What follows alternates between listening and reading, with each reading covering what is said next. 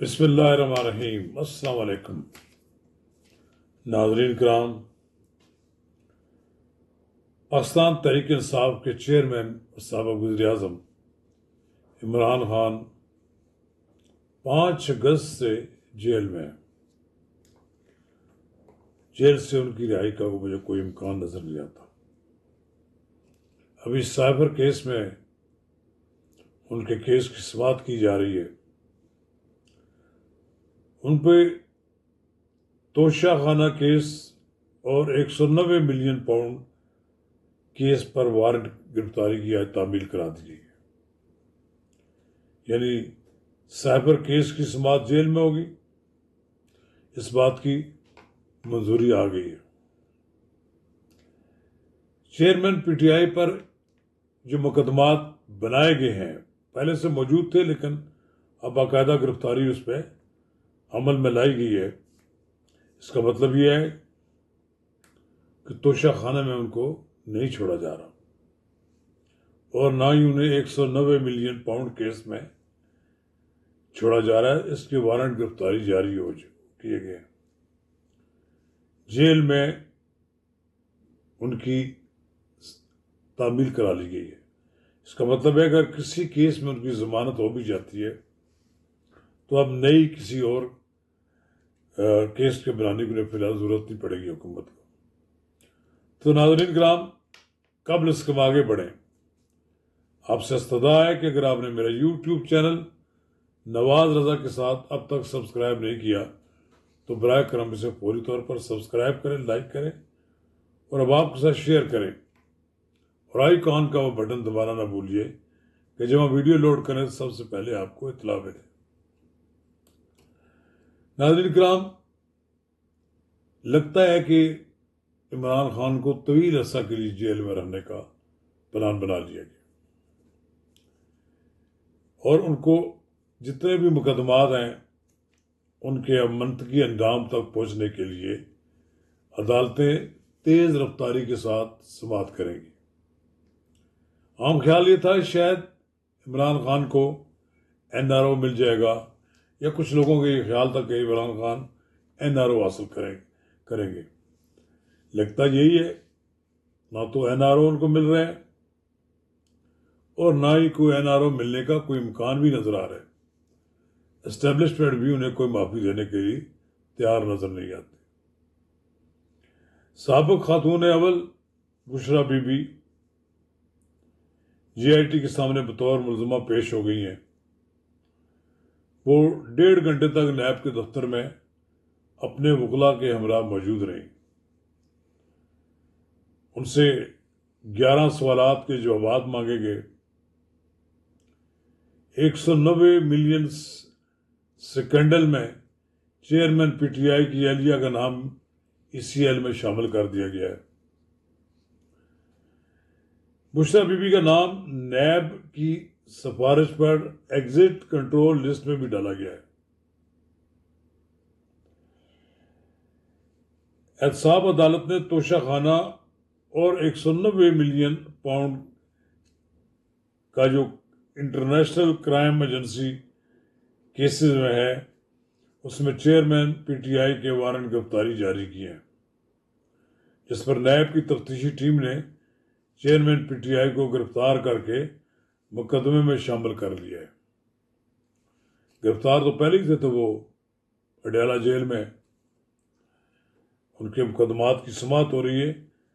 مطلب ایک مقدمے کی سماعت مراد یہ ہے کہ اگر انہیں کسی طرح سائبر کیس میں کوئی ریلیف ملتا ہے تو وہ آلریڈی اور کیسز ہیں جن میں وہ گرفتار ہوں گے۔ اس کا مطلب ہے کہ فوری ان کی رہائی کا کوئی امکان ہمیں نظر نہیں آتا۔ تو ناظرین کرام، اس کا مطلب یہ ہوا کہ عمران خان صاحب کے لیے فوری طور پر باہر آنا ممکن نہیں ہے۔ ادھر اسلام آباد ہائی کورٹ نے بھی سائبر کیس پر شاہ محمود قریشی کی درخواست ضمانت مسترد کرنے کا تحریر فیصلہ جاری کر دیا ہے۔ ہائی کورٹ کے چیف جسٹس عامر فاروق نے تحریر فیصلہ جاری کیا، اور جس میں سائبر کیس میں فرد جرم کی کارروائی کے خلاف شاہ محمود قریشی نے درخواست جو دائر کی تھی وہ مسترد کر دی گئی ہے۔